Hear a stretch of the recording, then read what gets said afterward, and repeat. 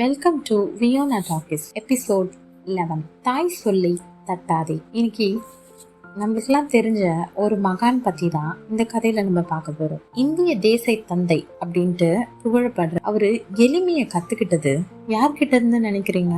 யாரும் இல்ல, அவங்க அம்மா புத்லி பாய் கிட்ட இருந்து தான். அவங்களோட வளர்ப்புல இருந்து தான் காந்திஜி எளிமையை கத்துக்கினாரு.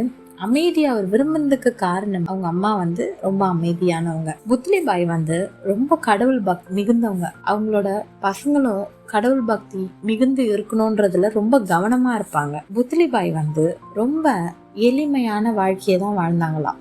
அவங்க எந்த நகைக்கோ ஆடை அலங்காரத்துக்கோ அவங்க ஆசைப்பட்டதே கிடையாதான். ஒரு நாள் பட்டம் படிக்கிறதுக்காக இங்கிலாந்து போகணும் அப்படின்னு காந்திஜி போய் அவங்க அம்மா கிட்ட போய் சொல்றாரு. அவங்க அம்மாக்கு வெளிநாட்டுக்கெல்லாம் போனா ஒழுக்கம் தவறிடுவாங்க அப்படின்னு சொல்லிட்டு காந்திஜிய அனுப்புறதுக்கே மனசு இல்லை, தயக்கப்படுறாங்க.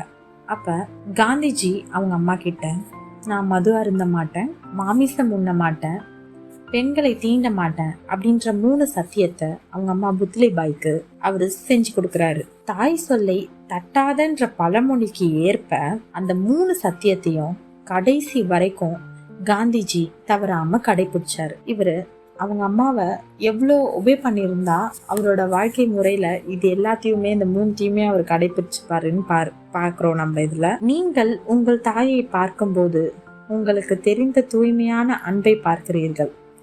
ஏன்னா நம்ம அம்மாவை விட நம்ம யாரும் அவ்வளோ நேசிக்க முடியாது, கைட் பண்ண முடியாதுன்னு தான் இந்த ஸ்டோரி சொல்லுது. ஈன்ற தாயிற்கு ஒப்பாக இவ்வுலகில் எதுவுமே இல்லை. நான் மணிக்கடிகை. இந்த ஸ்டோரி உங்களுக்கு பிடிச்சிருந்ததுன்னா என்னோட பேஜை லைக் பண்ணுங்க, ஷேர் பண்ணுங்க, கமெண்ட் பண்ணுங்க, சப்ஸ்கிரைப் பண்ணுங்க.